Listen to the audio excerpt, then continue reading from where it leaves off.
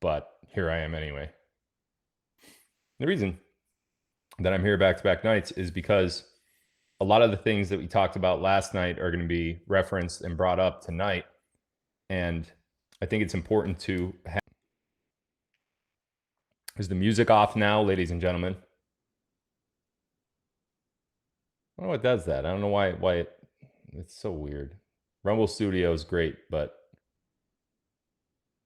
music's off now. Is it off now? Somebody comment, please. Yes. Okay.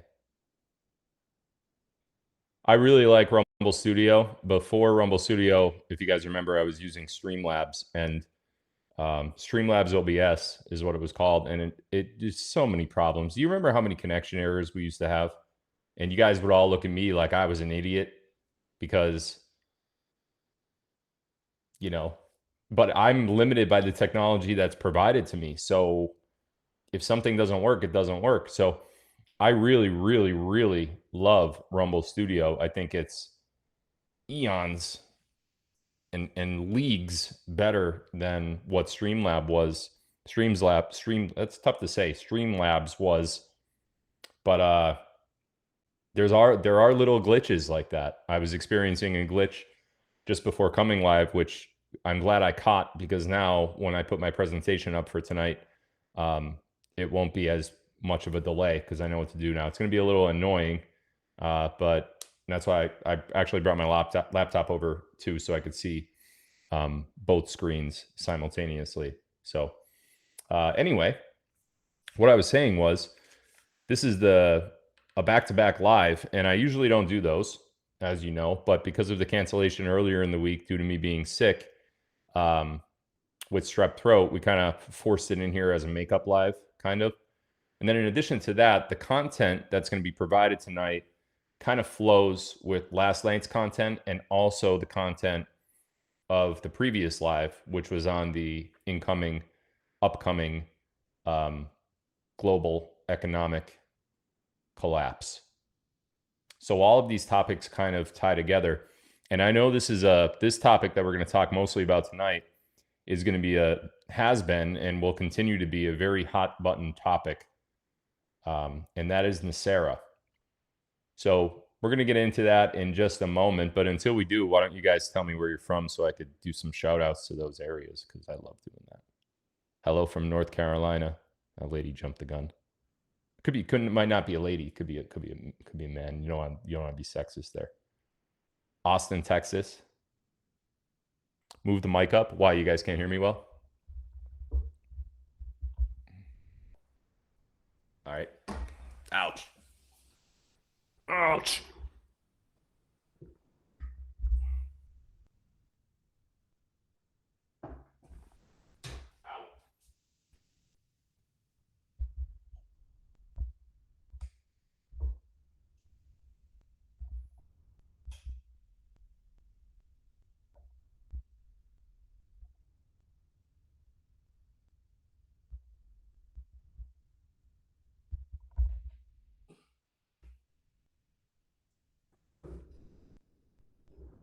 Yeah, I don't even know if it moved at all. Did it? Maybe it did.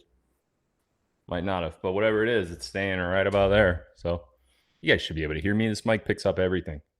Honolulu, northwestern Arkansas. I can't see over there.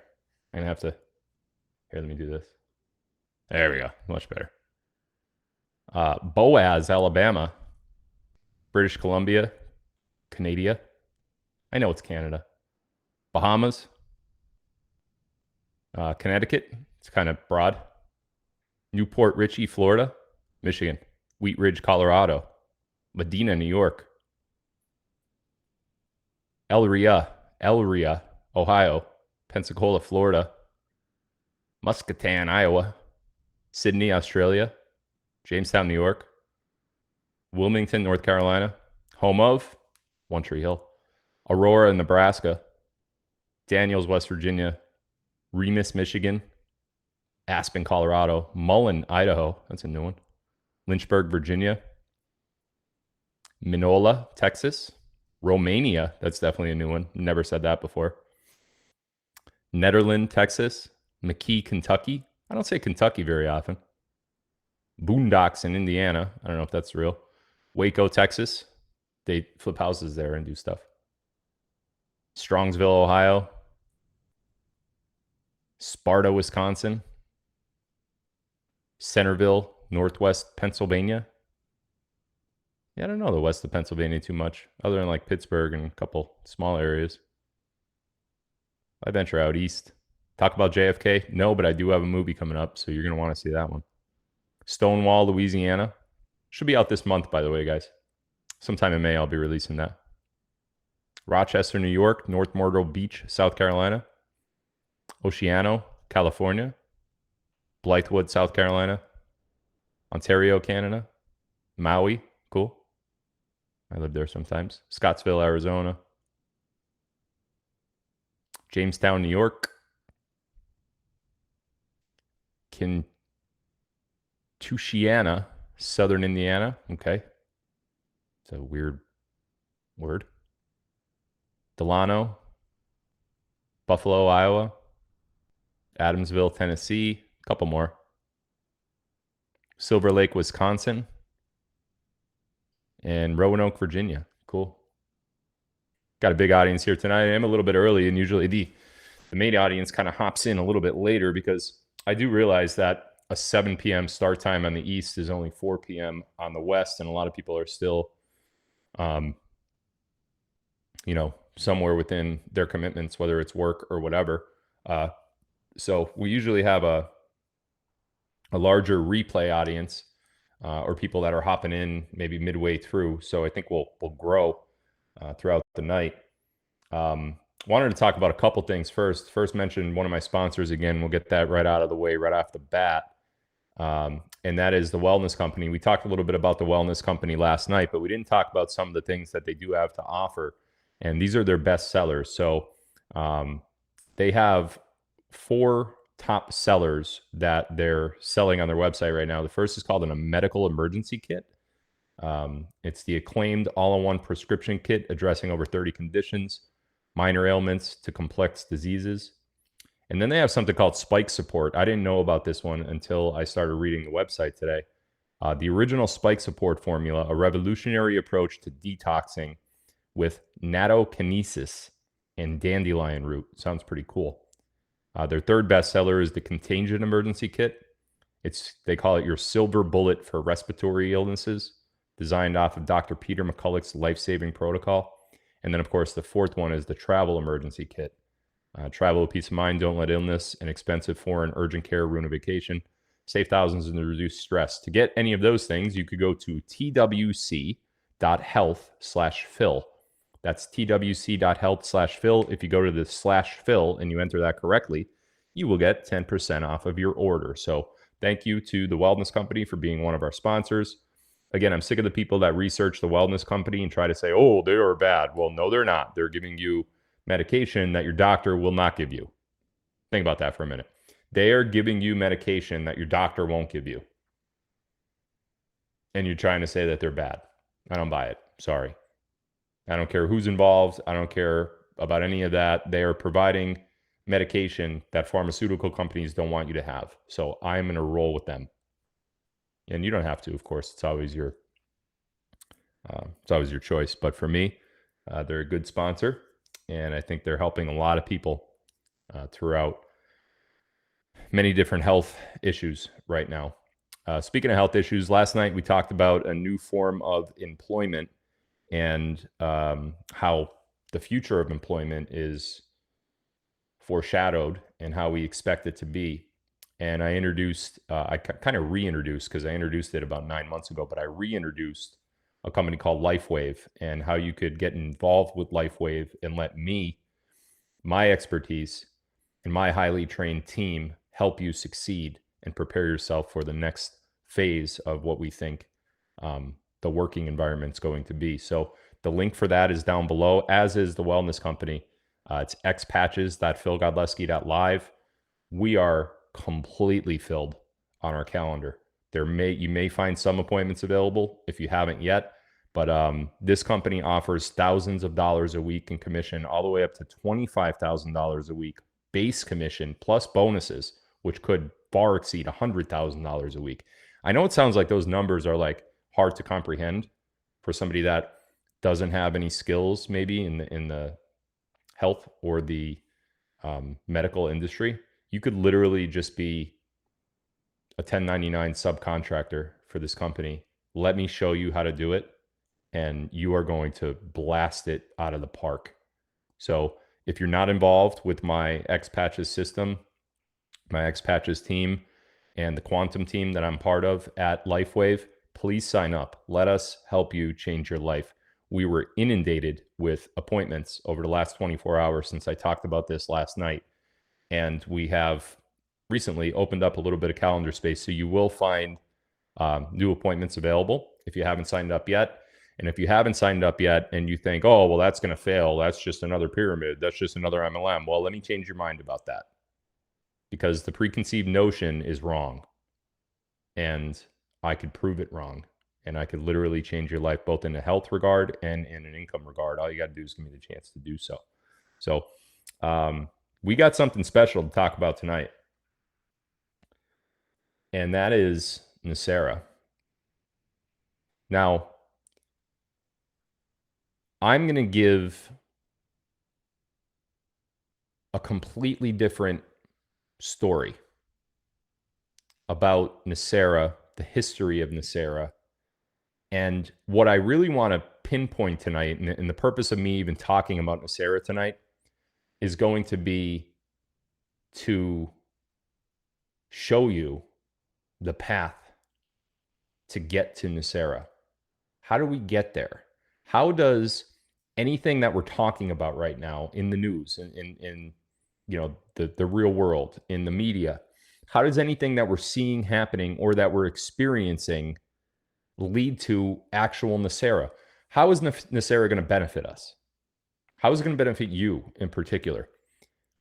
Then we're going to talk about, after we talk about that, we're going to talk about how is it going to benefit future generations, if at all? How will NESARA benefit you as you sit there right now? How will it benefit your kids, your grandkids, and so forth? We're going to talk a little bit about that.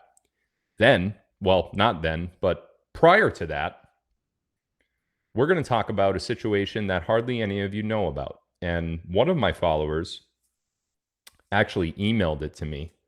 He's kind of my detective too, a little bit in some ways. But he kind of emailed it to me, and he said, hey, what about this? And I'm like, yeah, you nailed it. And it kind of gave me the inclination to reach out to my sources and be like, hey, can I talk about this? Because there's certain things that I can't talk about. Certain things that I can't just come out and say without going to the big guys and being like, is this something that, look, I know this is going to happen, but is this something that is okay for me to speak about to millions of people over a show? So I went ahead and I did that, and I got permission, and I put up a whole presentation today that is really going to draw a lot of high eyebrows. By the end of tonight's live, I think you're going to see exactly how the White Hats plan to implement NESARA. And then after you see that plan, you're going to start looking around your life, and you're going to start reading the articles, and you're going to start looking on the news, and you're going to start realizing that it's happening right now, right before your eyes, right under your nose, and you don't even know it. So we're going to tie that all together tonight, okay? All right, the first thing I want to do is watch a video. Now, this was the problem that Rumble Studio was glitching on. So I'm going to share my screen. It's a quick 3-minute video. It's an introduction to something that's called the Mississippi Bubble. Raise the hands. How many people learned about the Mississippi Bubble in school? All you financial backed people out there, whether you're in the mortgage industry or accounting or even historians, people that are into history. What level of school did you learn about this, if at all? Have you ever heard of the Mississippi Bubble? Now, I'm willing to bet that Hardly any of you heard about it.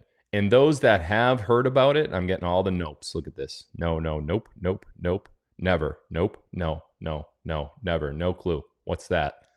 Nope. Don't remember. Nope. No, no, never. Nope. No, not me. Never. Nope. Nope. I haven't had one yes yet. There's absolutely no yeses out of the millions of people that are watching. Never heard of it. No, never. Nope. Nope. Not me. Never heard of it. Why do you think that is? Why do you think you never heard of the Mississippi bubble? Well, you're going to learn about it tonight.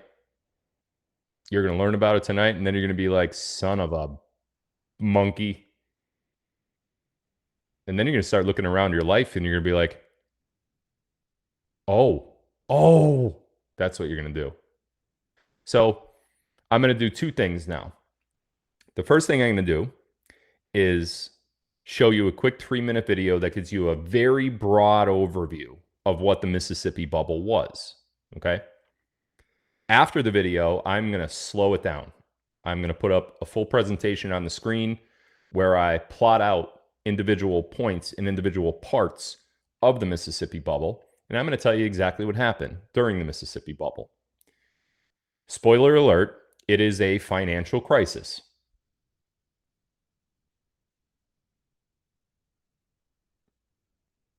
Here we go.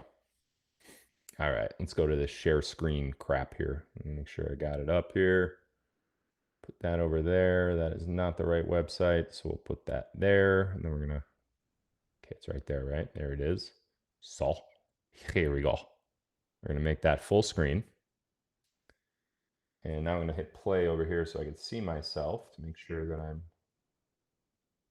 actually on the right thing. All right, now we're gonna take this off full screen. I'm gonna go back over here. I don't know why I'm doing the play-by-play. Sorry, guys. Share screen. Allow to share screen. Share this screen. All right, we'll go to presentation. Then we're gonna go here, and then we're gonna go full screen. All right, let me see if that worked. Give me a second.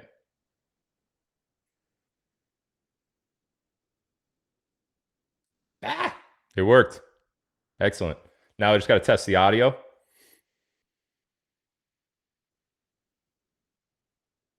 All right, here we go. Ready?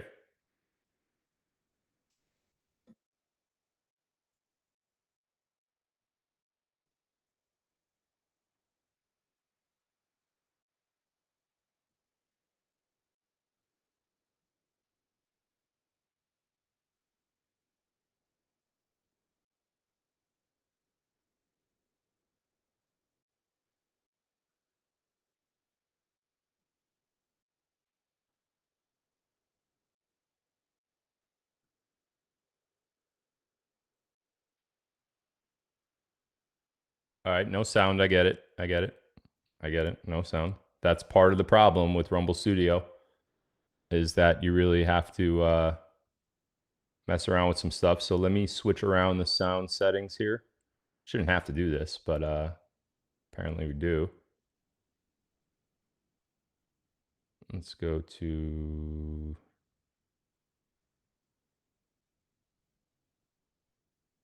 I get it. No sound. I get it.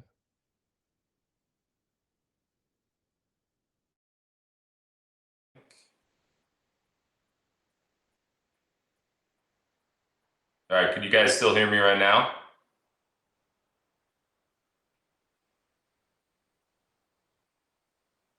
Can you guys hear me right now? All right, can you guys still hear me right now? I know it's echoey. I know it's echoey. It's going to go away in a minute. All right, let's go back to share screen. And we're going to do this all over again. Here we go.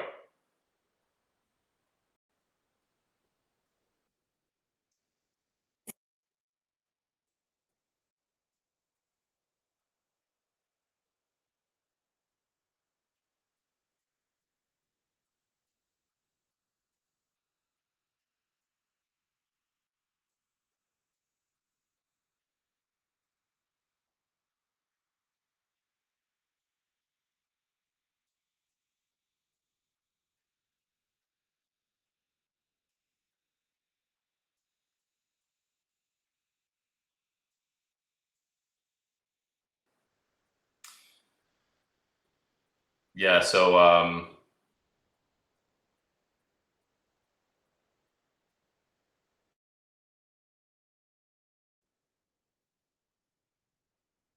sorry, guys. This is extraordinarily frustrating because there should be no reason why you shouldn't be able to hear that. When you hear me, uh, you should also hear what's playing around me, and it's just not happening. So I think what I have to do is I have to get rid of the video altogether, and I'm just going to give you a dissertation of what the Mississippi bubble is without that quick 3-minute video. Very frustrating. And if my Rumble execs are watching this, that is a huge, huge, huge thing you are missing on Rumble Studio. It makes me look really stupid when I'm live, when something that's supposed to work doesn't work. And I really don't appreciate that. And honestly, unless these errors could be fixed, then I don't know how much longer I'm going to be able to use this platform, because other platforms exist that offer me the opportunity to be able to do what I need to do. And when you offer it and it doesn't work, that pisses me off. So I'm not very happy right now. So we're going to skip that video, guys. I'm very sorry about that, but there's not much I could do. This is not an error on my part. I have all the settings properly fixed and it will not work. Okay. So let me just make sure I'm still talking over here. And it will not work. All right, we're good. So I apologize for that. We're going to leave off the video and we're going to hop right into the presentation. Okay. Let me pull that up real quick.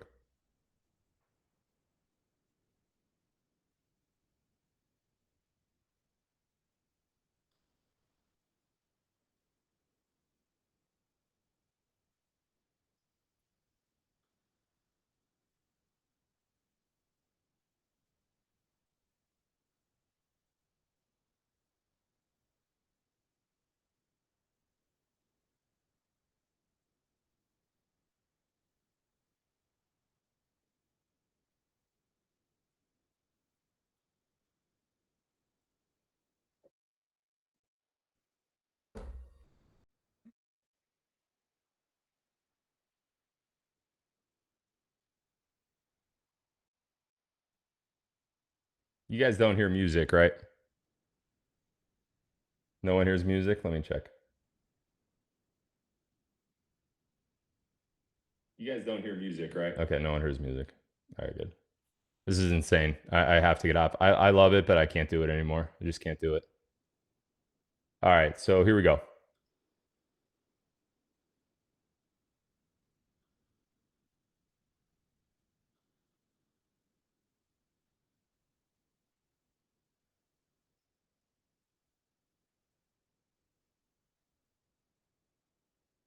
Let me just make sure I'm seeing what you're supposed to be seeing.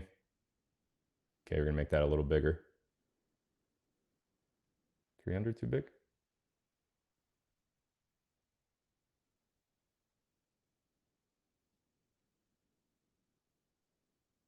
No, it's good. Okay. So we're gonna go all the way back to the year 1715. Now, again, we talked a little bit about this last night. Now, what we're talking about right now is what's called the Mississippi bubble. As most of you just said, almost all of you have never even heard of it, let alone learned about it. And it's time for us to learn about it. And the reason it's time for us to learn about it is because it is incredibly relevant to where we currently are in this whole elongated bullshit plan that the white hats have come up with. Okay. So not only are you going to know the term Mississippi bubble going forward, but you are going to know every little detail about it. So as you can see on the screen right now, I have these numbered, and it starts with number 1, which is the one we're going to go over right now. It's going to end with about number 20. I think I have about 20 different points that we're going to talk about. Now, the little video that I just tried to play would have been really nice to give you a quick overview, but I will post that video in the Telegram channel. after tonight's live. Okay. So let's start at the very top. As I said earlier, the Mississippi bubble was essentially one of the first financial crises that we've had that we know about anyway. This goes all the way back to the year 1715. Now, something bad happened in France in 1715. King Louis the 14th died. And right after his death, preceding his death, France was in war. And what the war did to France, although they had a huge empire back then and they were doing really, really well, the war left France as a nation completely broke. And France was starting to default on all of their debts. And it was not a good time to be in the French government or live in the country of France. Yes, they came out on top of the wars, but the wars financially bankrupt them as a nation. They are completely and utterly broke. Now, I'm going to relate this as we go, as this presentation goes along on the Mississippi bubble. I'm going to relate this to kind of where we are today. Because if you were to describe the United States of America in a few different words, broke is probably one of them. Or something to do with not having money if it's not broke. So I think this situation is very, very eerily similar to what France went through in the early 1700s. Now, as we talked about last night, in the 1800s, we kind of had a reset of sorts. And I know a lot of you believe in flat Earth like I do, but you have to understand the intricacies of what was happening back in the 1700s and the 1800s. Our magnetic north, our magnetic pole was rotating. And as our magnetic pole rotates, so rotates the sun that rotates around the magnetic pole. So as this magnetic pole finds its way in a clock-like motion around our flat plane, the sun and the moon go with it.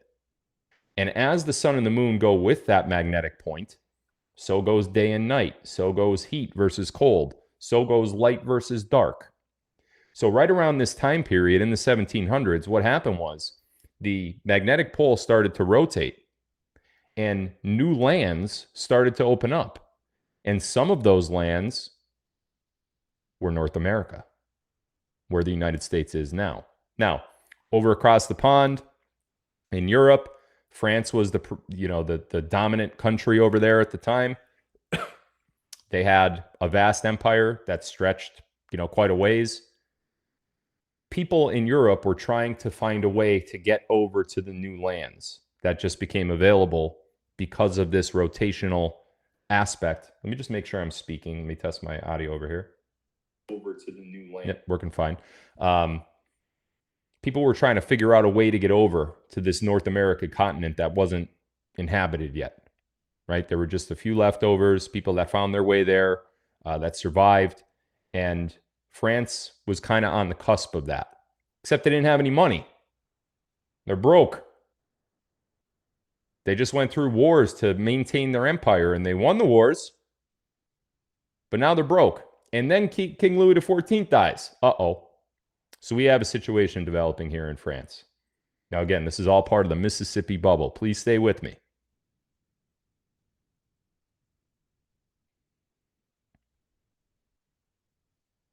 Bullet point number 2. France begins defaulting on its outstanding debt, and the value of its gold and silver currency whipsawed as people feared for the future of the nation. An obvious question to ask here is, well, what the hell does whipsawed mean? It means whew, goes up through the roof. Does that sound familiar? As outstanding debt starts to get defaulted on and the people of the nation starts to panic, what happens to the price of metal? Ping! Happened the same way 300 years ago, guys. 300 years ago. People started to panic. They saw that their country couldn't pay their debts.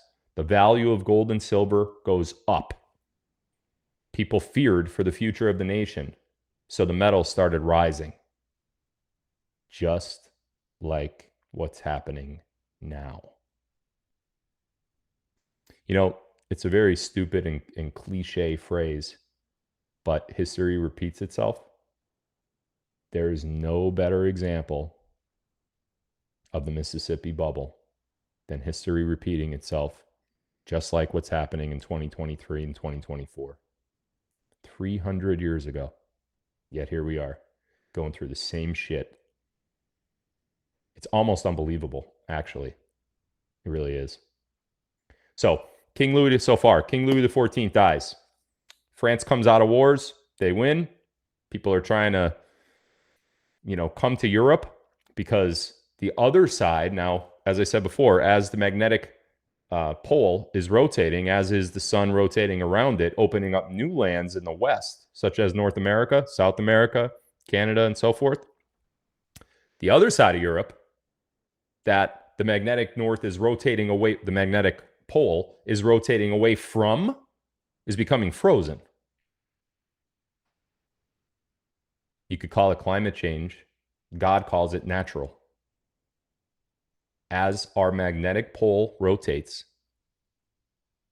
around flat Earth, just like a clock, goes right around just like this, right around the center. Always happens. As that's going around the center, the sun and the moon are rotating around it. So there are frozen lands happening now on continents that existed forever. And those people are fleeing and they're coming over to Europe.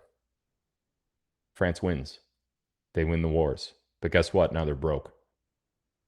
They fought off all of the insurgents. They fought off all of the people that were coming over. They maintained their country, but they're broke, and then their leader dies. King Louis XIV dies. So now they don't have anybody to turn to. He was their guy. He's dead. Now they're starting to default on debts. Gold and silver start going through the roof. People of the country are panicking. Let's move on. Enter this man. A name that you probably never heard before. Why is that? Why did they never teach you this stuff? Why did they never teach you about the Mississippi bubble in school? Keep asking yourself that question as we go. Keep asking yourself why you never heard of this before. Why did you have to tune into a podcast in 2024 to hear about the Mississippi bubble and John Law? Why did they leave that out of our history books? Keep asking yourself that as this goes on, because as this presentation goes on, you're going to start to see exactly why they left it out of our history books. So here comes this man. His name is John Law. Now, quick little history about John Law. John Law was actually from London. John Law fled London because he got into a duel with somebody and he killed a man. So he was wanted for murder. Back then, you get into a duel. Back then, when you get into a duel and you win the duel, you won the duel, but you still killed somebody. You're a murderer. So he flees London and he ends up in France. And a couple of John Law's specialties were finances. And he was also a very well-known, successful gambler. So financially, people looked up to this guy and they're like, all right, we may not like your character, but we know you know what you're doing. There's always one smart ass in the chat, and I have to mention it. Oh, so we're talking about flat Earth again. Like, shut up. Leave. I don't want you here then. I don't want you here. Here's the thing. I got an idea. I want to tell you something. That's my cameras, my microphone. This is my platform. This is my room. This is my house. This is my voice. This is my show. And you are part of my following and audience. So if you don't want to listen to what I want to say, leave, and no one will give a shit. How about that? That's all there is to it. So no, we're not talking about flat Earth again. We're talking about why France got into this position to begin with, because France was a very powerful nation back then, but there were invaders, and they had to fight for their borders, and they had to fight to keep their nation alive, and they won that fight, but it left them broke. Okay? Here comes John Law from London. Financial background, a little bit shady of a character, But people knew, especially the French government, people knew that he knew what he was doing. So they placed a little bit of trust in this guy. Point number 4. In the year 1716, the Banque Generale, I think it's called Banque Generale or something like that. I'm going to call it the Banque Generale. Okay? That's what I'm going to call it. John Law, with permission from the French government, John Law opens up a bank. And he calls it the Banque Generale, or the Banque Generale. He opens up his own bank with permission of the French government. Now, one would say, well, that's stupid. Why would the French government let this guy who's a wanted murderer in another country open up a bank? Well, the French didn't really have much of a choice. The French didn't know how to handle their finances. And here comes this guy with a plan. And he wooed them on the plan a little bit. He convinced them that the plan's going to work, and they let him open up a bank. Now, let me ask you 2 questions. The first question is, does that sound familiar?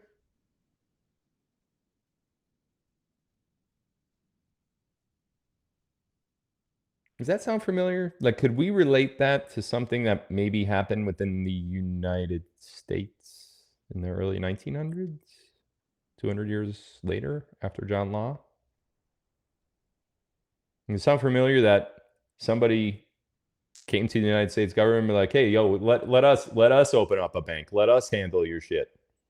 Yeah, the Federal Reserve.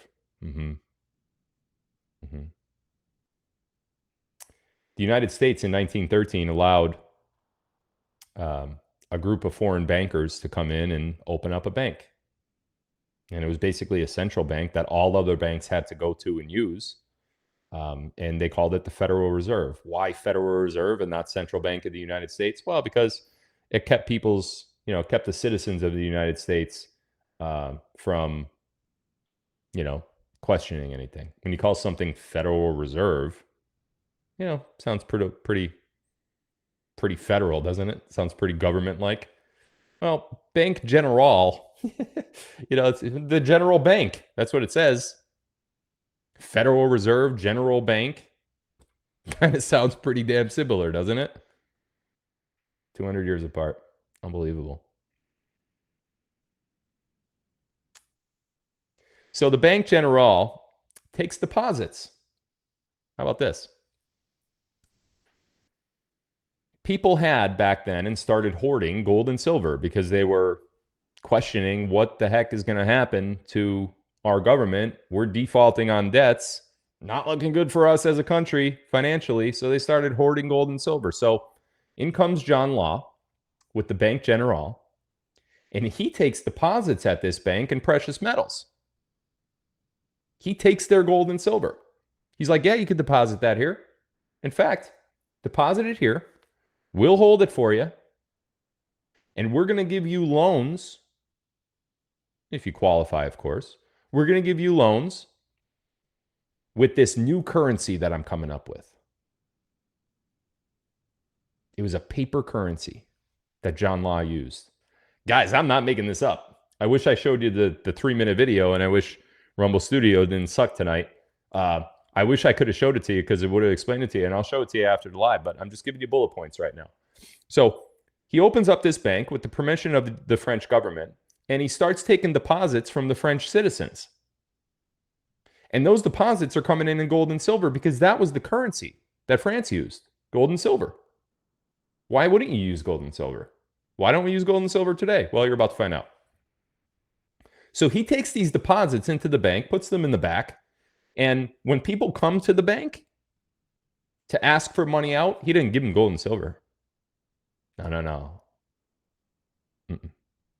He gives them paper currency.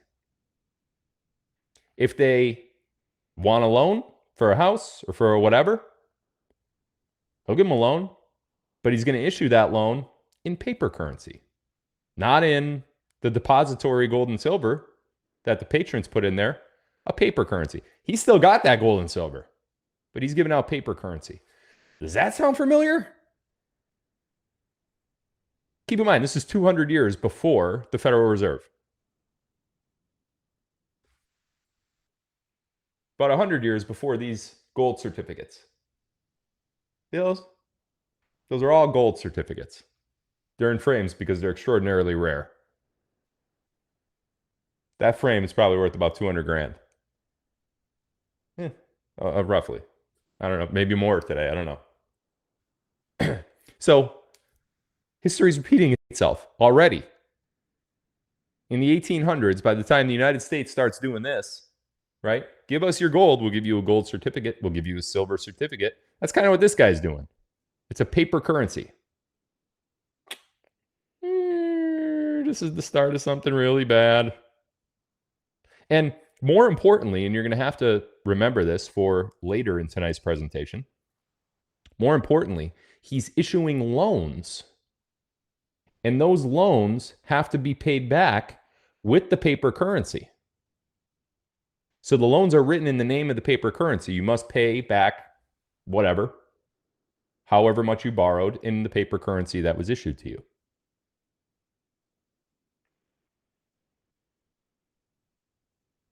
Let's fast forward here about a year. In the year 1717, what a year that must have been, huh? To be alive. John Law purchases a company, and the company is called the Mississippi Company. Now, it's very important to understand that this company held a monopoly over anyone that wanted to purchase into North America, this new continent that no one's been at before, all this new land. We could go over there and be landowners. The Mississippi Company controlled all of that bidding. They had a complete monopoly over anyone that wanted to trade for North America territory, and specifically the Louisiana territory. Okay, everybody heard of the Louisiana territory, right? You never heard of the Mississippi bubble, though, did you? Well, you're going to hear about it tonight. So, John Law, with all of his new riches, keep in mind, he's taking people's gold and silver.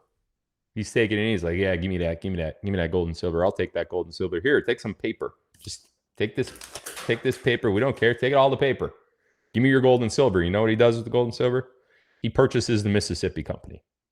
So the Mississippi Company was valuable because it was the only one, it was the only company that had a direct trade line to North America's investment. People wanted to get out of Europe, go check out the new land, start a new life for themselves. Had to go through the Mississippi Company. Smart businessman. You know, he's probably committed a modern day 20 felonies or so, financial crimes so far. But it's what he did. And the French, they're like, yeah, go ahead. You could do it.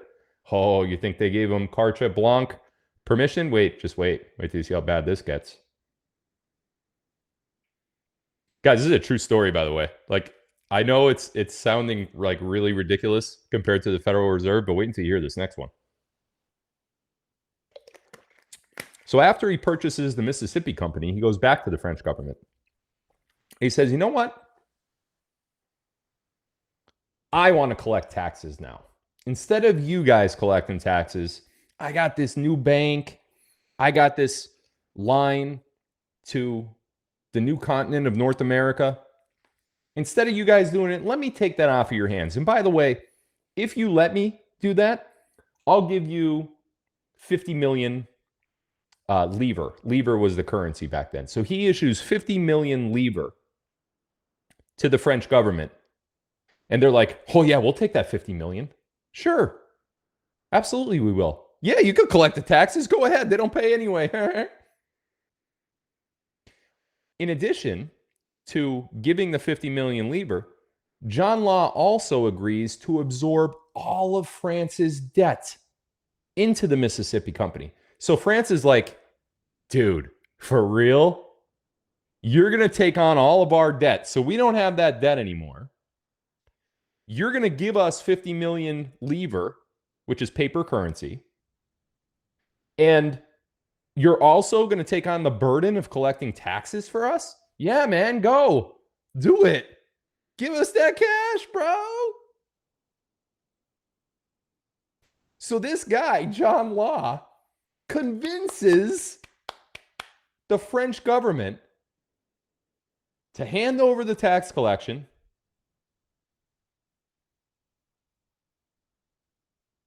hand over to take on all of France's debt. France walks out of there like, you're a 10-foot gorilla in the room. We have no more debt. This is what France is thinking. We have no more debt. We don't have to collect taxes anymore. And you're giving us 50 million livres. We're going out on the club. We're clubbing. Does this not sound exactly like the Federal Reserve and the IRS? 200 years before. 200 years before the implementation of the Federal Reserve and the IRS, you have John Law taking over the collection of taxes for an entire country and absorbing all of their debt. Remember how I told you? How do you know that people still don't live till 800 years old? How do you know that? How do you know that J.P. Morgan and Jacob the Rothschild and the Rockefellers and Prescott Bush and all those people that were involved in the Federal Reserve before most of them went off to create their own private banks within the central banking system? How do you know that those people back in the 1900s, number one, aren't still alive today? How do you know that? Because somebody told you they died? Do you know they died? How do you know that the people back in, how do you know John Law is not Jacob Morgan? I'm sorry, J.P. Morgan. How do you know John Law isn't Jacob Rothschild? How do you know? Do you really know? Do any of us know? None of us know. Did they do the same thing in France that they did to the United States 200 years later? I don't know. It's not the point of tonight. It's not the point of tonight. The point of tonight is something totally different. So you got to keep following me. So yeah, John Law comes in. Now he's the new tax collector. He's the Federal Reserve. He's the IRS. He has all of their debt. He's totally fine paying it. And he just gave away some 50 million livres, $50 million basically of paper currency, which, you know, he convinced them that paper currency is the future.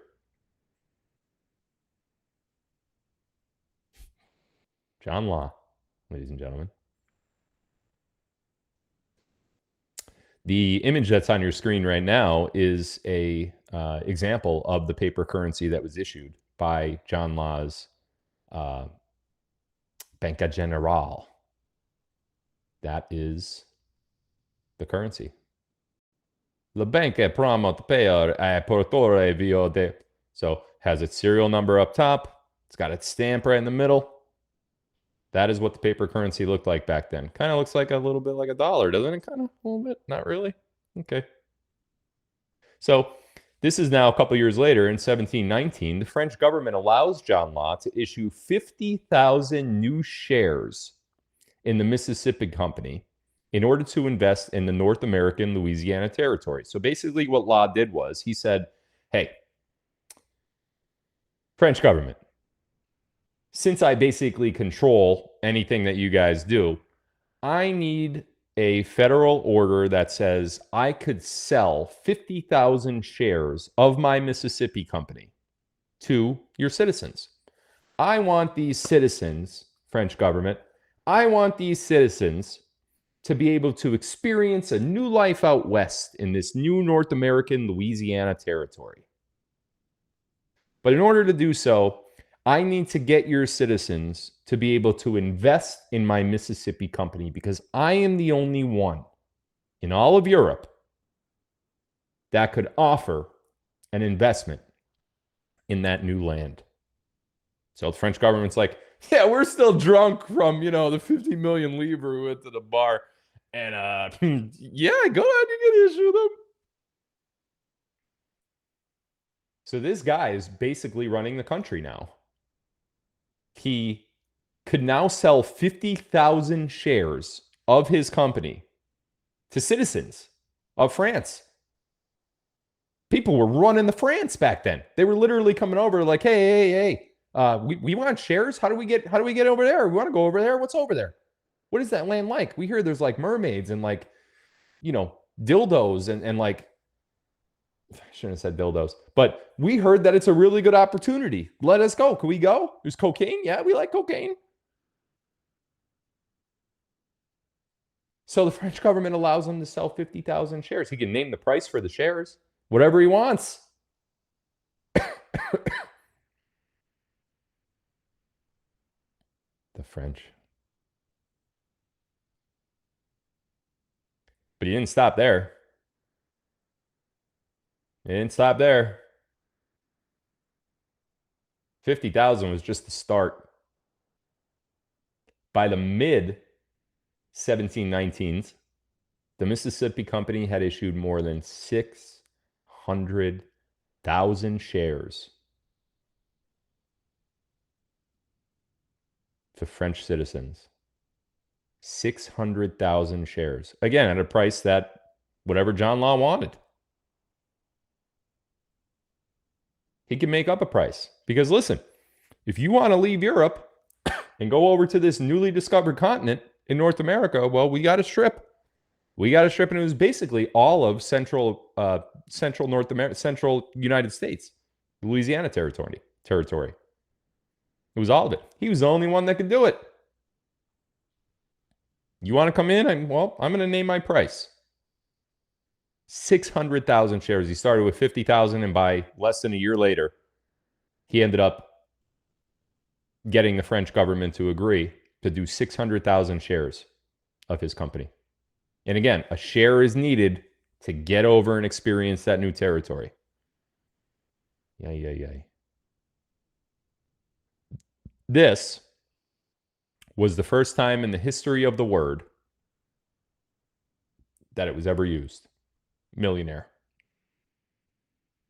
The word millionaire was starting to be used for the first time in any language. John Law had made himself a millionaire by selling these shares of the Mississippi Company, by being the tax collector of the French Empire, and he was then appointed Controller General of the country. Oh, look, it gets worse. Here's where it all starts to go down. Less than a year later, by early 1720, some depositors at Banque Generale began to exchange their Mississippi Company shares for gold coin. Why? Because they have these shares, but they don't see anything happening. Like, okay, I have a share, but when do we get to go over there? Like, what's the details on this? When am I going to be able to, we know we have shares, but what do they do for us? What is a share? I can't spend the share on food. I need food.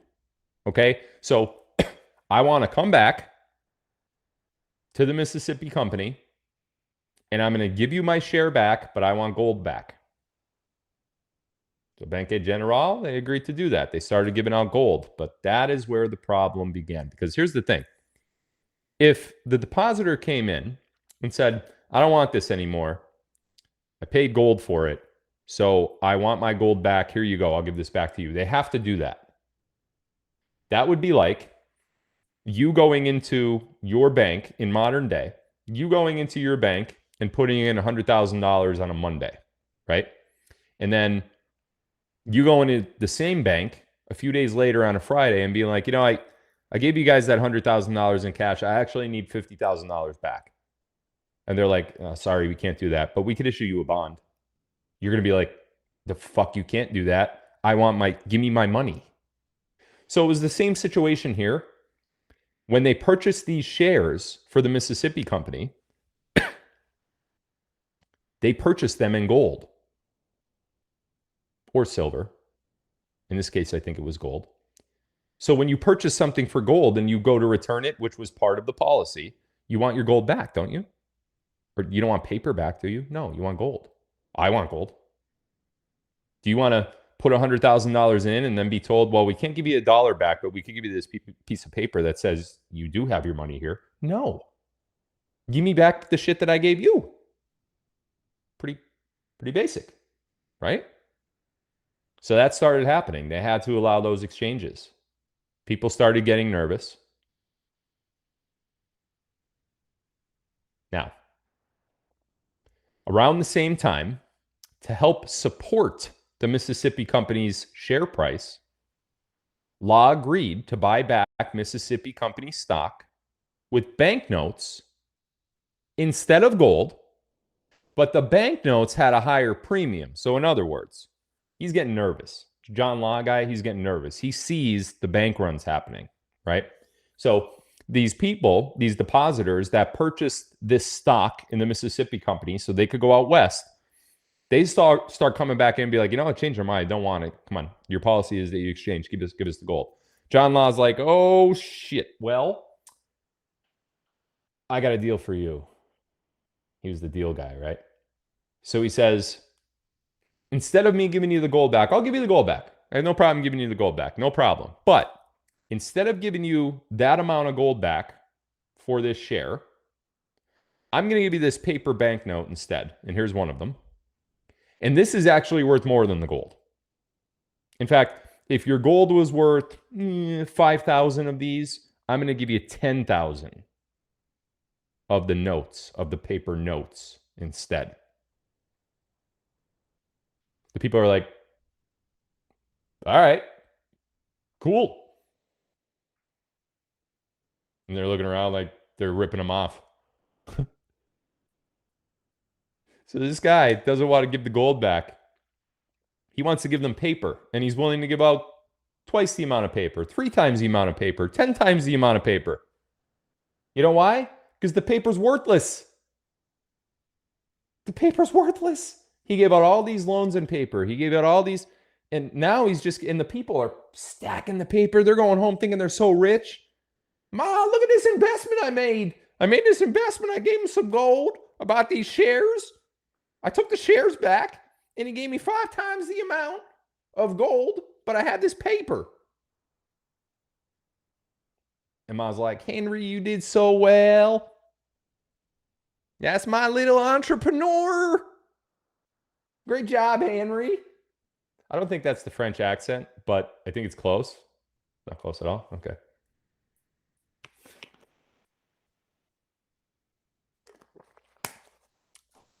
A lot of people call me a grifter. And John Law was the first grifter ever. It's like the godfather of grifting. So he takes their gold, gives them some stock in this company because these people want to get out of France. They see what's happening to France. They don't like it. There's disease in the streets, all this stuff. They want to get out of there and go see the new territory. Realize that it's not happening quick enough for their liking.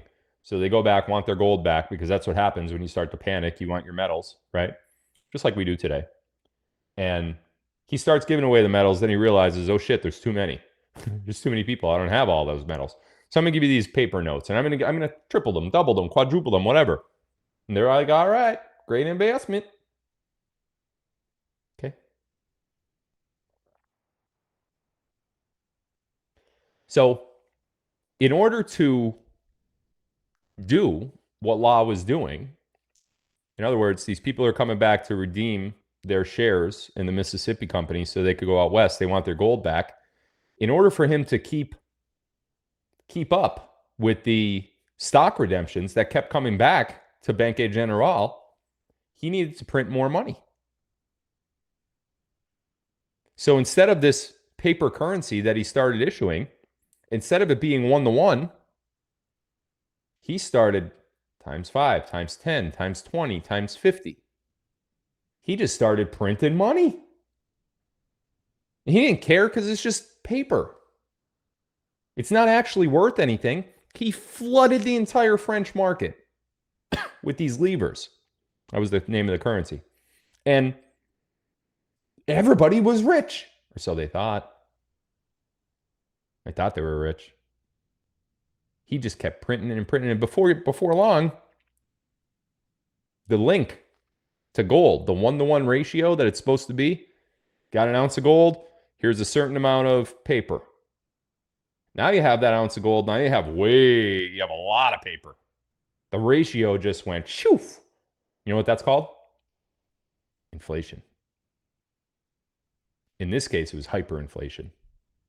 The inflation went through the roof because all this guy just kept doing was issuing more and more and more and more paper currency. Hey, does that sound familiar, by the way?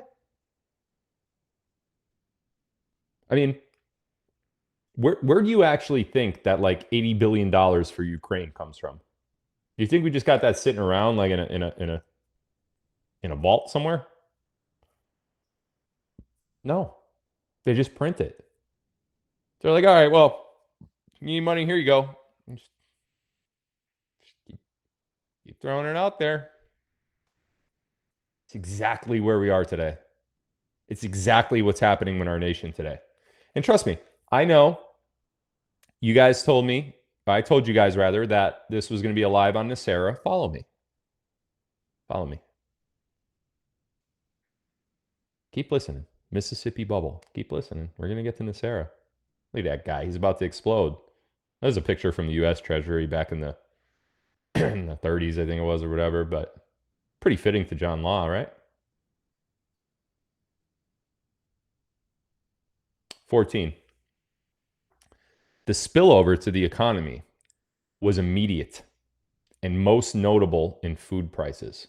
So because he's printing all this money, you need a lot more of the money to purchase the same stuff that you were purchasing before. Sound familiar? Does that sound familiar? Is milk the same amount that it was back in 2017? Gas? Is gas the same amount? Bread? How much is a steak? Go get a ribeye. So John Law is printing all this money out and he's giving it away. But what you see very, very quickly, and I'm talking like within a matter of weeks, was prices at the grocery market go through the roof. Look at this. By May 21st, Law was forced to deflate the value of a banknote and cut the stock price. So you have people that are holding on to this stock in the Mississippi company to get over west, and they think that their stock, they bought 10,000 paper currency dollars, $10,000 levers worth of stock. He had to announce a cut. The stock's no longer worth $10,000. If you paid 10 for it, now it's worth 2. You just lost $8,000. And at the same exact time, he said, you know what? These banknotes, these paper currencies that we just flooded the market with, well, it's not worth what it used to be. So not only did prices at the grocery store go up for the French, but the value of the dollar also went down. So now you have everybody like, what the F is going on here? The public rushed to convert banknotes to coin. Law was forced to close Bank General for 10 days. People rushed to the bank and they're like, we don't want these anymore. Our agreement says that if we bring these back to you, we get our gold and silver back. So here you go. We think that this is worthless, so we want our coin back. People are now reverting to the same mindset that they had when the French government was collapsing before John Law came into the picture. John Law came in and painted this rosy-gozy picture and everything's going to be great. Here, paper currency. Everyone's like, yay! Now they're like, oh no! So these people are flooding the bank. They're like, we don't want this anymore. Give us our coin. Give us our gold back. At least we could still spend that. He closes the bank for 10 days. And then when he finally reopens it, he limits the amount of the transaction. You can't take any more than X out of the bank. Sound familiar, by the way? Does this sound familiar? Could you go to your bank tomorrow and be like, hey, I want 50 grand before I walk out this door? They're going to be like, 50 grand. Yo, boss, this guy wants 50 grand. 50 grand. It's happening today. He says, John Law says, all right, I'll open it back up, but I'm telling you guys right now, I can't give you a certain amount. I can only give you this much. 10 days. Then he opens it. He's like, I can't give you what you want anyway. That didn't work. The French, they just stood in the lines, and then they went back the next day, and then they went back the next day. The Mississippi Company stock price dropped dramatically because everybody's converted these back now. They're like, this guy doesn't even own this shit. We're never going out west. Here, take this back. Give us our. So, like, the stock starts falling. That was their equivalent of the stock market nowadays, was the Mississippi Company and the stock that they were selling to go out west. Kind of like buying and selling stock today, right? You buy something in the hope that it's going to be worth more, and the hope that it's going to have a better future. And if it does, you get a payout. Well, their payout was not a financial payout. Their payout was going out west. And once they realized that that's not happening, and the value that I paid for this stock is actually being lowered by the person that told me what the value was to begin with, they didn't want it anymore. So they're doing bank runs. This happened, guys. This isn't like, go look it up. It's called the Mississippi Bubble. We're getting to a very strong point, but I got to tell the whole story. Food prices soared by as much as 60%. That sound familiar? I don't know if we're quite at 60%. Some of it we're at 60%. Some food, I think, has gone up 60%.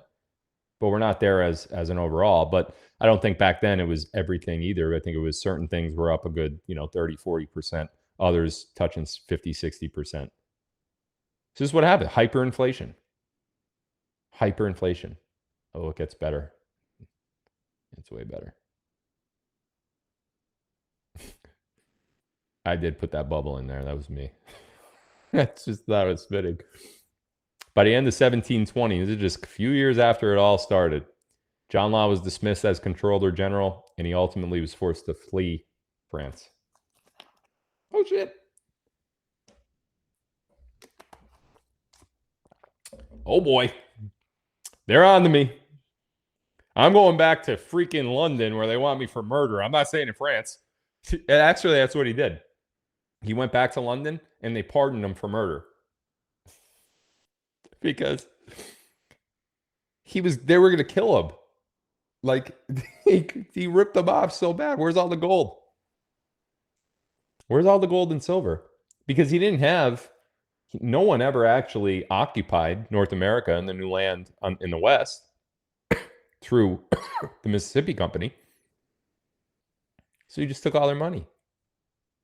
Does that kind of sound like what the Federal Reserve has done to the United States? Kind of sounds a little similar, I think, right? Bye, John Law. Back to London. So here's where it gets interesting. And here's where we're going to tie the modern day financial situation into the Mississippi bubble of the early 1700s in France. After the bubble burst, the French government promised to return corporate shares in the Mississippi Company that were purchased back to their original value. So in other words, say you purchased $10,000 worth of shares. I know it's not dollars, it was livres, but we're just going to make it easier to understand. Say you purchased $10,000 worth of share in the Mississippi Company to go out west and start your new life with your family, right? Flee Europe. You don't really like Europe. You don't like the wars. You want to go over there. It's going to be a new start, fresh start, different, whatever. $10,000. Well, John Law says, well, your $10,000 worth of stock, well, now it's worth $2,000, first of all. Second of all, the money that you paid for that $10,000, well, that's not worth shit. So your $2,000 is actually worth about $10. So in other words, his currency completely collapsed. French government steps in and says, okay, our bad. We were out. We went to the clubbing. We did the clubbing thing. We took his 50 million livre and we just, we spent it. But here's what we're going to do, all right? Here's what we're going to do. We recognize that that's our bad. We did that. Sorry. This guy, we didn't know what to do. King Louis dead. What'd you want us to do? That's what we did. This guy came in. He's a murderer, but we didn't care about that. He's a good gambler and stuff, So We did that, and we had some fun last few years here, but now we recognize that this guy made a little bit of mistakes with the country. So here's what we're gonna do. Whatever you paid for your stock in the Mississippi Company, we're gonna return it to its original value. And everyone's like, yay! The government saved us! Woo! We got our money back! Everybody gets their money back! Yahoo! Win, win, win, win, win, win, win, give me my money. Well, the French, they weren't so clever. And they didn't realize that if they did that, their entire system is going to collapse right under their feet. So, so this shouldn't be yelling. Strep throat and all. So, in a way to try to appease the French citizens so that there wasn't revolt and skulls on stakes, they returned all the stock to the original value and refunded it to everybody. Well, that just completely collapsed the currency, the market, and everything, not only in France, but Europe too. Because keep in mind, a lot of people came from Europe to France, different parts of Europe to France, to purchase this stock because they wanted to get out west. So that just collapsed the entire thing right underneath the French's feet. Even after, people continued to pull out money from Banque Generale, and the company's shares completely lost value altogether. As a result, the assets of the Mississippi Company were sold off. It destroyed the entire company, the Mississippi Company, and also stopped the link of the French having their specific monopoly over the Louisiana Territory in this new continent that no one's ever seen before. I wonder what Carrie does when Phil gets so animated. She just laughs uncontrollably. I'm a joy to be around, actually. I say that like completely seriously. Like you so this story that I'm telling here about the Mississippi bubble, it's funny to me in so many different ways because it's happening now. And like I can't help but to think what I said last night is true. It's the same people. Like John Law is still alive, and he's like one of the Rothschilds, and it was just a different name that they used. And people still know the secrets about how to live till 800 years old or whatever. I can't help but to think that. You know, what actually happened in the Dark Ages? You know, that period, the 13, 14, 15, 1600s, what happened? They called it the Dark Ages. Why? Why was it dark? Why don't we know too many people from back then? I don't know. Anyway, so Mississippi Company, essentially their stock market, French stock market, all assets of the stock market were sold off. Complete crash. Anything that was owned by the Mississippi Company, that was owned by John Law, gone. We got an echo? Okay. That's fun. Hold on a second. Echoes are great.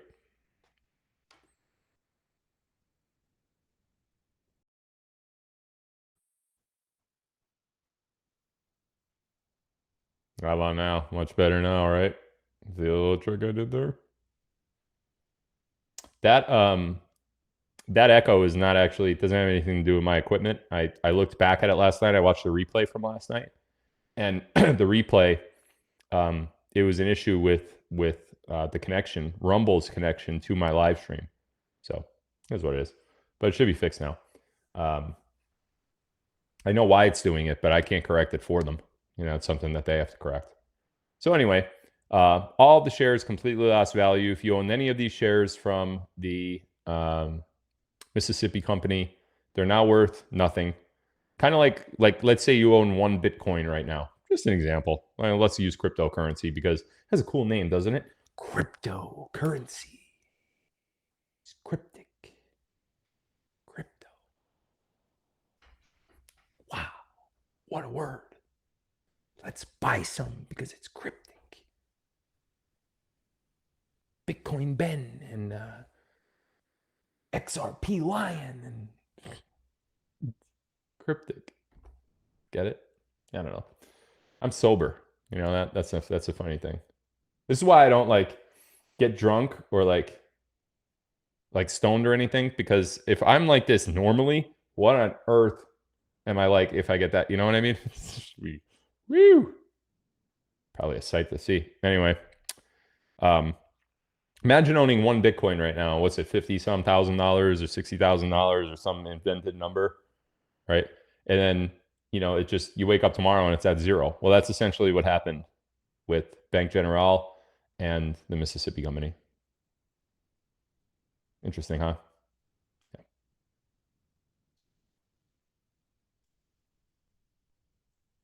Pay attention to number 18. You guys might want to pay attention to what's on the screen now. Here's that guy that said, "Where's the intel?" He's probably here again tonight, still looking for the intel that he was looking for last night. This is that part where like the red lights start flashing behind me and everything, and everyone's like, "Wah, wah, wah, intel." I should hire like a little person to come around here, like a child, to come around here with like a banner and like run around me and run around the desk with a little thing that says "Intel time." That'll satisfy like all the people. Let me do that. Listen to this one. All customers' debt contracts, all their loans with Bank General were issued in John Law's paper currency. Remember, back to the beginning of this. John Law took the gold and the silver as deposits. He wanted those.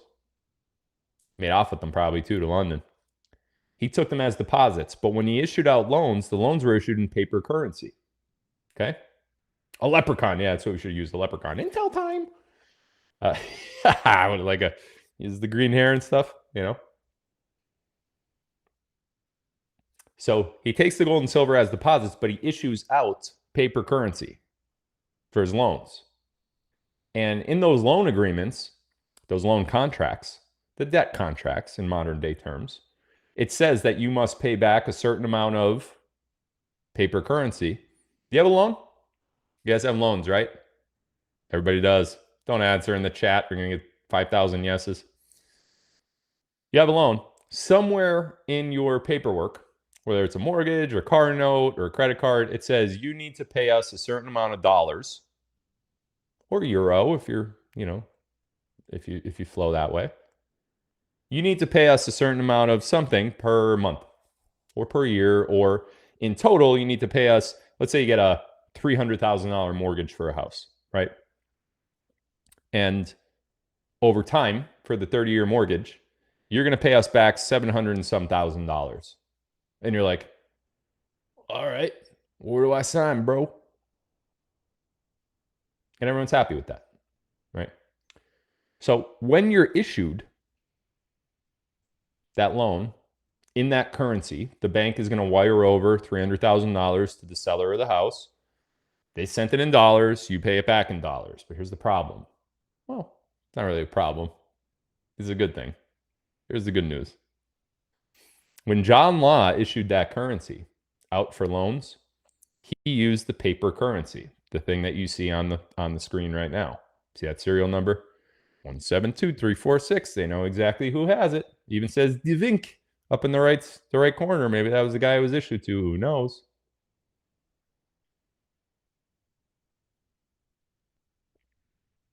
What happens if that currency fails?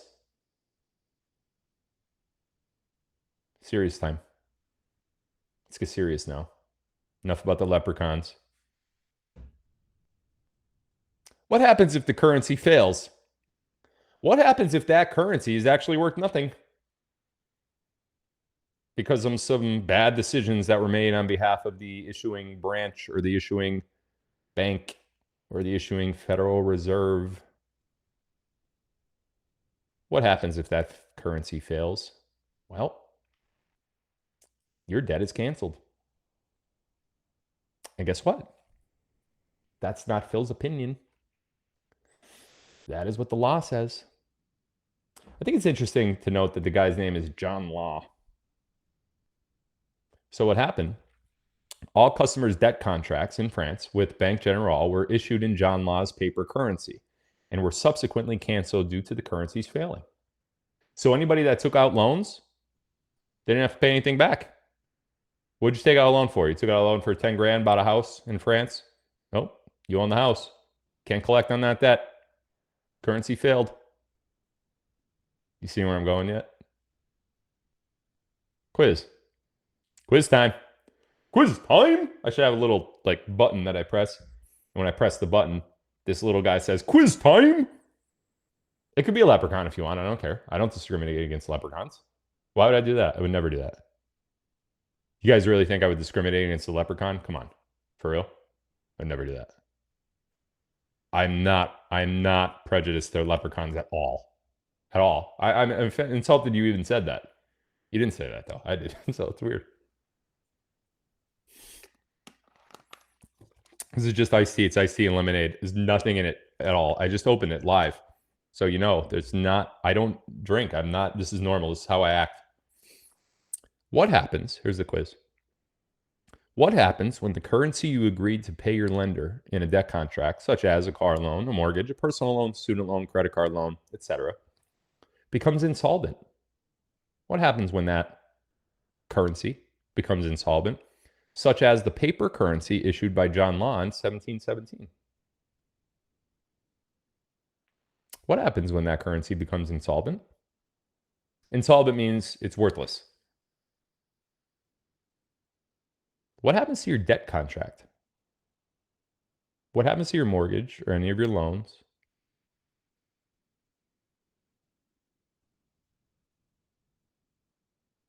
Well, if that were to happen, now this is very hypothetical, obviously, because this has only happened one other time, way back in the 1700s in France, right? Probably the same people that are still alive. If your currency that you're supposed to pay back is worthless and fails, your debt contract is canceled. It's how it goes. Read your debt contracts. Read your mortgages. Read the insolvency clause.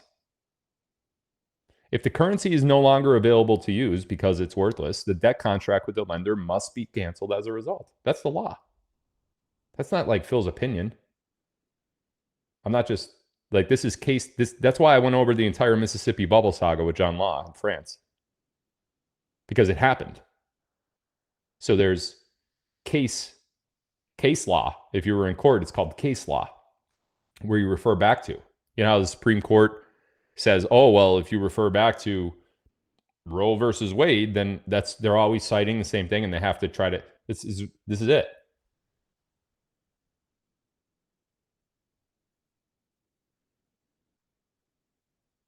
So, okay. So, this is the earth. It's chilling. Dang, what the sweet earth, you say. So, ladies and gentlemen, I ask you the following. If the currency that you were lended for your house or for your car or for your whatever, taxes, if the currency you were lended for any of those things, or if the currency you use to pay those things, which is accepted by any of those branches, by your mortgage company, by the IRS, by your credit card company, if that currency goes to zero and it's worthless, just like John Law's currency, you don't have to pay your debt anymore.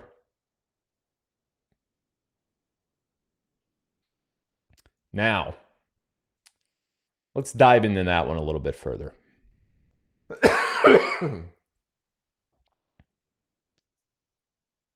Who gets pissed off when they see all that money going to Ukraine?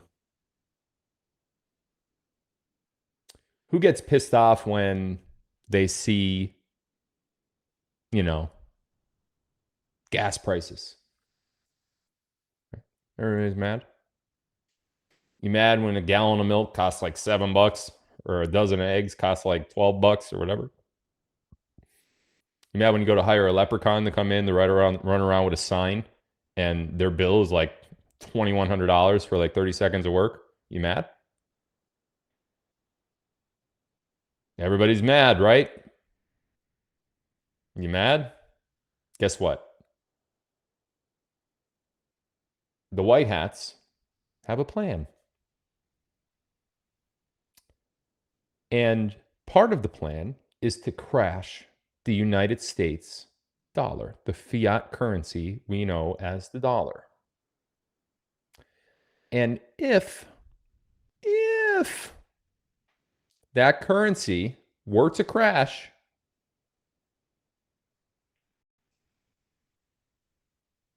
all of the debt will be canceled for anyone that owes any dollars to anywhere. Now, if you owe me $20 and we did that on a handshake, we don't have a debt contract. I want my money. Give me my $20. You're still going to owe like private people that kind of stuff. But if you have an actual written contract with a mortgage or with a car note or whatever, any kind of note,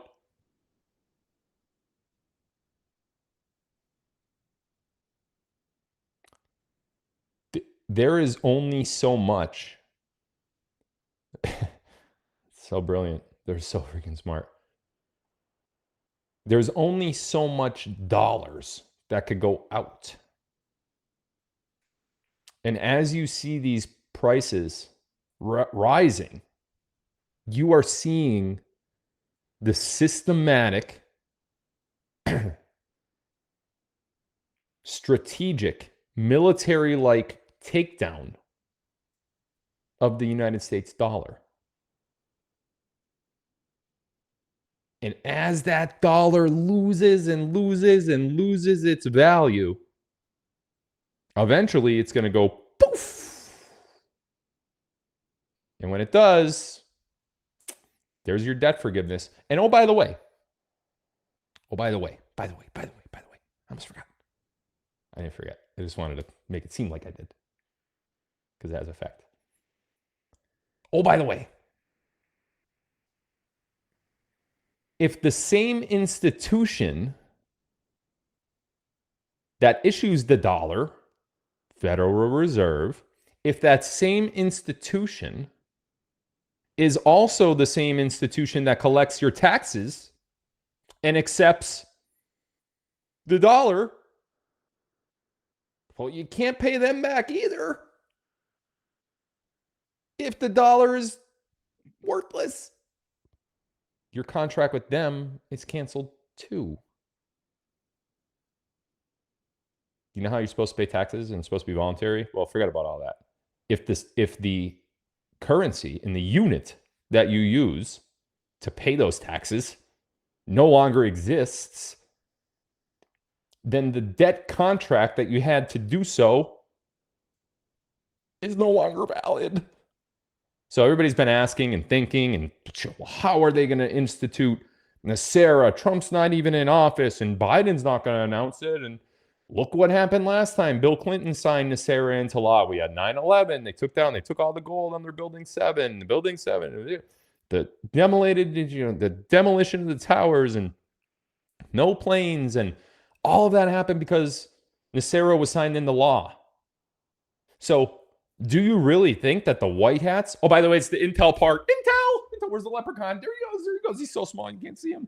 $2,500. He just left me a bill.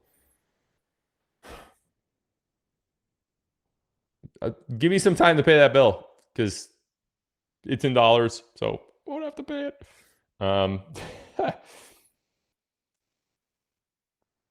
We don't have to worry about another bill going through Congress and potentially being vetoed by the president, even if it passes through both houses, both the Senate and the House of Representatives.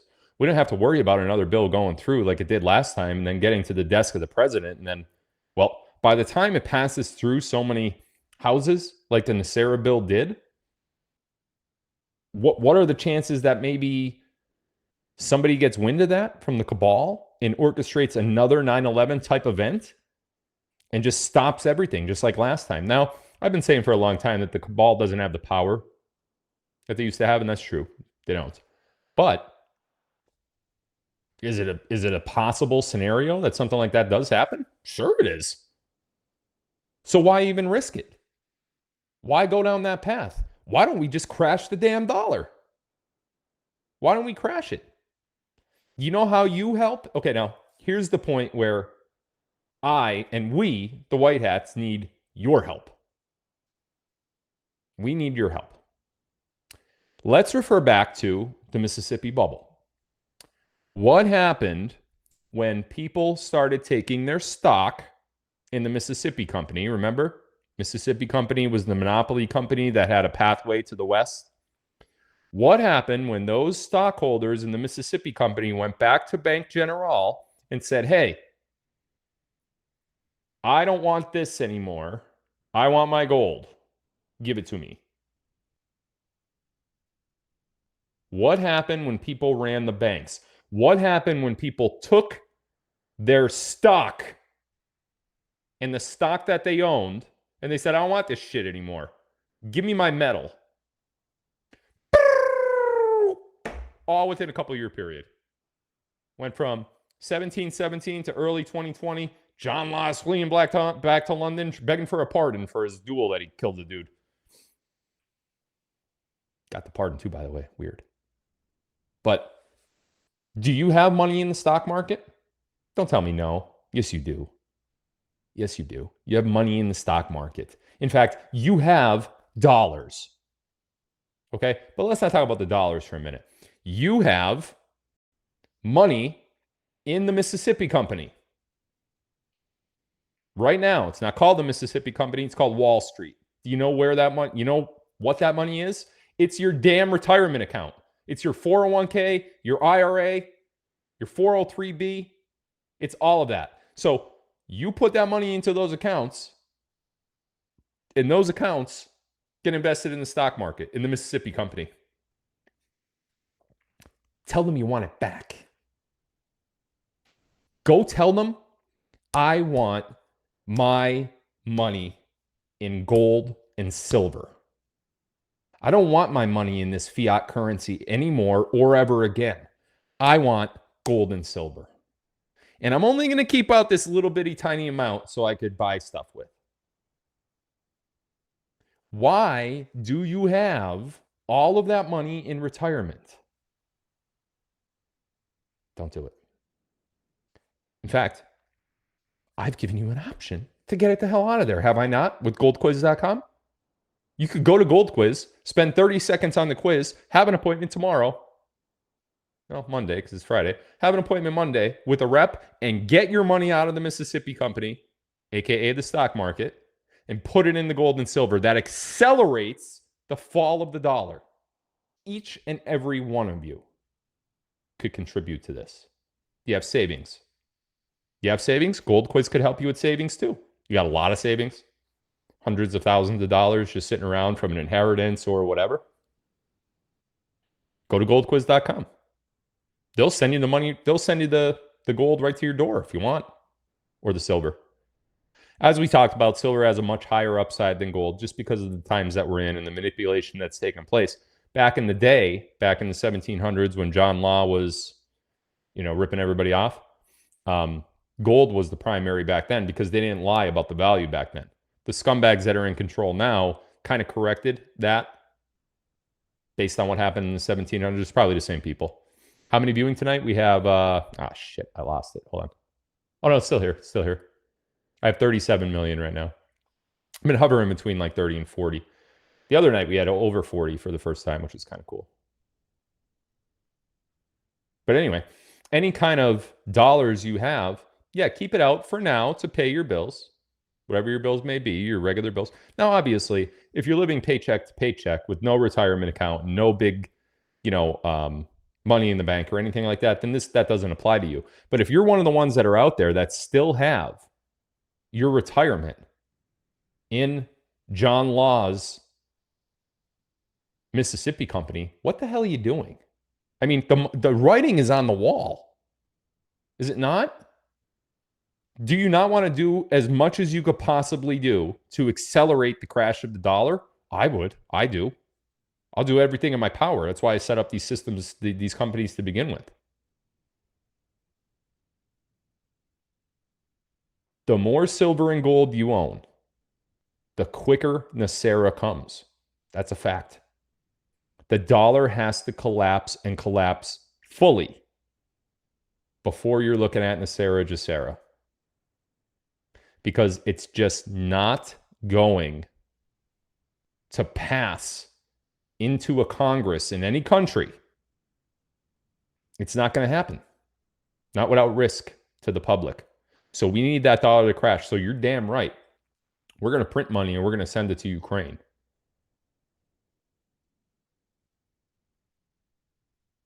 Every little bit that goes out, every one of those bills that you just cringe over, we can't send money to Lahaina in Maui, but we could send it to Ukraine in massive amounts. What's going on here? You know, what's wrong with these people? Well, did you ever for a second think that the people that are doing it are actually doing it for our benefit? I know that sounds counterproductive. Well, we're sending our money over to a foreign country in the tune of billions and billions and billions of dollars, right? Well, maybe they're a little bit smarter than we are. Maybe they kind of know something that we don't know. Maybe. Maybe they're trying to accelerate this process to get us to that point. Ladies and gentlemen, this is how NESARA is going to happen. This is the path to NESARA. It's laid out right in front of us. We each have a job to do, and that job is to get your money out of this failing currency. And when you get, I should say your wealth, get your wealth out of this currency and put it into gold and silver. Why do you think the industry experts are all screaming, gold and silver, gold and silver? Some of them are begging you. Robert Kiyosaki, he doesn't even have an affiliate program like I do. He's just pleading you to get your money out of the dollar and into metal. Because he knows if you do that, the dollar crashes and all of us are better off. Every single one of you could help. Every single one of you. And again, if you're in the situation where you're paycheck to paycheck or low income to low income, I could help you too. I offered a solution in last night's live where you could join my X Patches system. Links down below in the description. And I'll help you get out of that situation in the short term too. Now, let's talk about one more thing before I end the live. I don't think anyone, honestly, anybody, I don't think a single person here, when you think of NESARA, I don't think you think 3 steps down the road.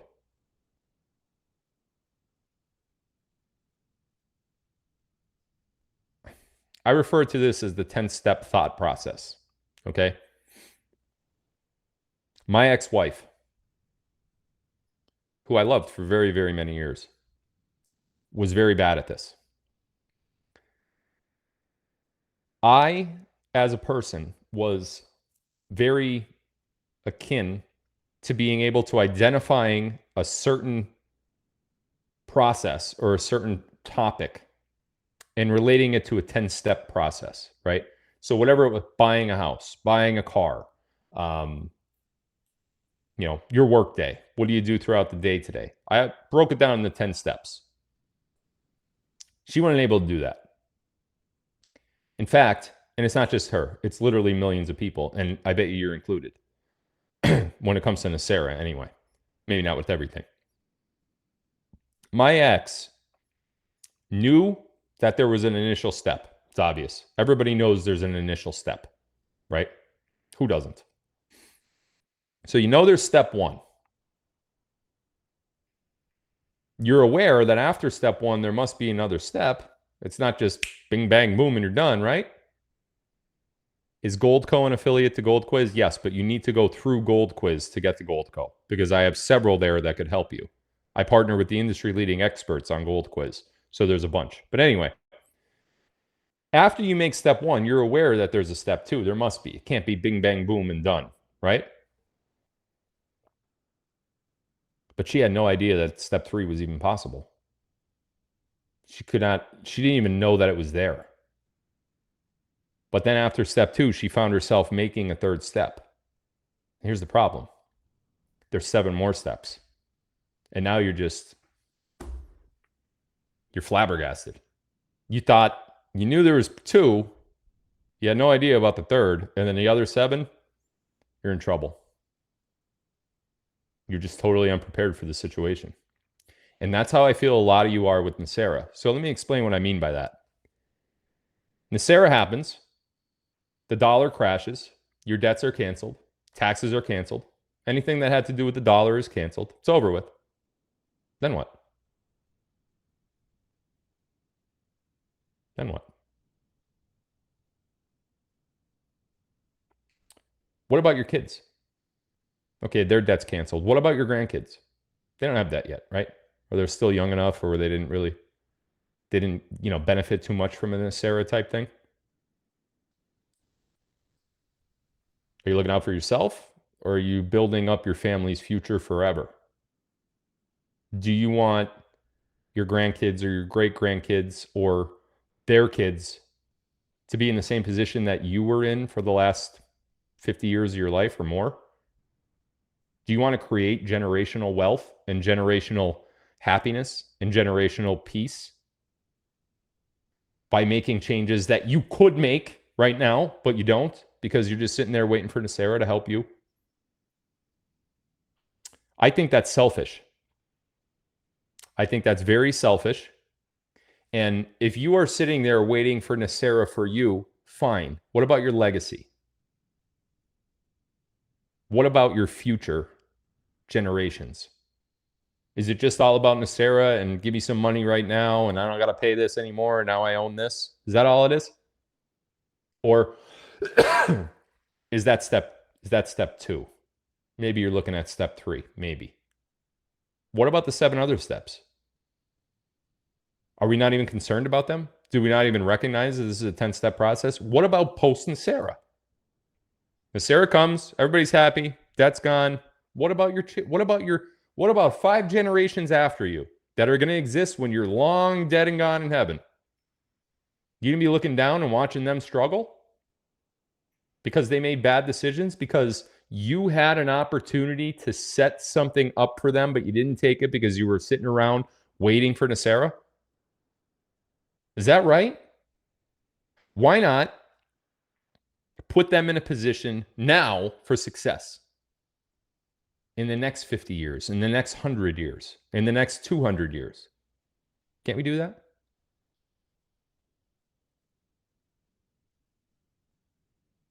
That's why I had last night's live.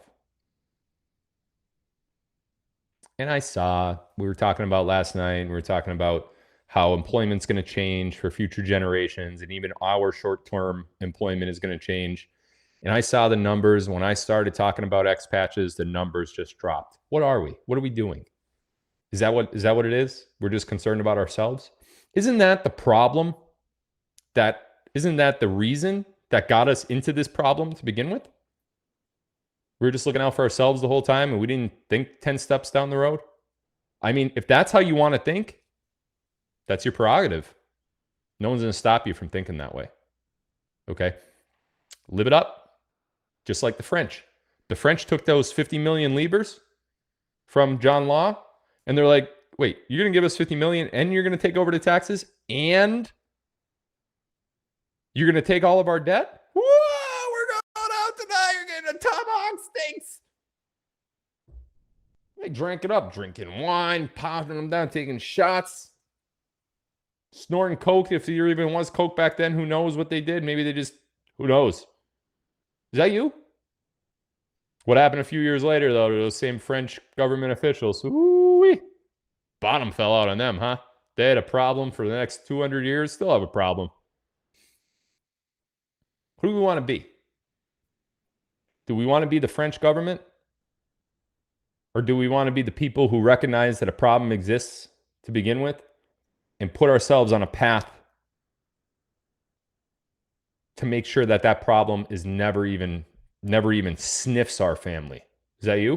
Do you want generational wealth? Or do you want just a debt jubilee And then that's it. 1 or 2 generations. Yeah, maybe you and your kids are gonna be great. What about your grandkids? What about their kids? What about their kids? What about their kids? Because that's where my mind goes. I look at my youngest, my 7-year-old, and I fast forward. Okay, he's gonna be living until he's maybe in his 70s if all goes well, right? So, or if you're a Rothschild, maybe he'll live to 700. But I look at my 7-year-old and I think, okay, 70 years from now, do I have this kid? Do I, as I sit here 40 years old, do I have this kid prepared for his 70s financially? That's, and then when he's 70, he's going to have grandkids, which means they're going to be my great-great-grandkids. I'm going to be dead, gone. But he's going to have kids and grandkids. What do their lives look like? How does NESARA in 2024 affect Preston, who's now 77 years old, in the year 2090 something? What does his kids' family look like? And what do the grandkids look like? Because if he's 70, let's say his kids are in their 50s and the grandkids are now in their 20s or 30s, say, right? Do I have them set up? Is it in my power to even do that? It's in my power. Is it in yours? Do you care? If you don't care, then don't worry about it. No one's watching. No one can even read your thoughts. No one care. No one knows if you care. Only you do. I don't know if you care. I'll never know if you care. So I'm not calling you out because it's not known to me anyway. I don't know. Maybe you care, maybe you don't care. But I think you should care. I think it's important that you care. And that's why I had the live last night. So all the numbers that were falling down, it was like, oh, he's just doing another MLM thing and only the people at the top make money. Oh, yeah? Tell that to the people that enrolled 3 months ago and are making 10 grand a week. Are they at the top? Nope. In fact, they were at the bottom. They joined 6 months later. And 3 months after that, they're making 10 grand a week. Why? Because they listen. They listen. They do the things that they have to do. At 10 grand a week, when the NESARA hits, they're ahead. That 10 grand could be invested in something else a week. $500,000 a year. That could be invested in something else, like gold or silver, to set up the future of their kids, their grandkids, and their great-grandkids, and generations beyond, if they're taught the right way. That's what I'm after. DJT will not let us suffer. Oh, yeah? You don't think so? You don't think so? You think that everything is in Donald Trump's hands and that he's not going to let you suffer, even if you're naive and ignorant to the solution? You're wrong, bro. You are wrong. If there's a solution and an action that you must take to get to a better outcome for yourself and for your family, and you sit there and don't take the action because you think someone's going to take the action for you, you're wrong. I don't know what else to tell you. You're wrong. That's wrong. That's terrible business thinking. It's terrible commonsensical thinking. And it's just awful logic overall. Awful. So you could sit there and say, oh, well, Donald's got me. Donald's got me. When he gets back in office, everything's going to be fine. How was it when he was in office from 2016 to 2020? Were you rich? Or were you just less poor? Hey, listen, I'm asking the tough questions, okay? I'm not here to be glitz and glam and unicorn and rainbow guy. Were you rich in 2016 and 2020? Or were you just slightly better off than you are now? What did he save you back then? Did Donald come and save you? What makes you think he's going to save you now? The writing's on the wall. This guy is endorsing affiliate marketing for gold and silver. He is not saying a word to let the dollar crash. Not a word. He's just letting it happen. You don't think Donald Trump wants the dollar to crash? Because if the dollar does crash, he could then introduce a new currency that's not backed by the cabal. No more Federal Reserve, no more IRS. He can introduce a completely new program if the dollar crashes. You don't think that's what he wants? You don't think Trump wants the dollar to crash? Just like John Law's paper currency crashed? Because if the dollar crashes, he could come in and change the course of history for everybody. Do you think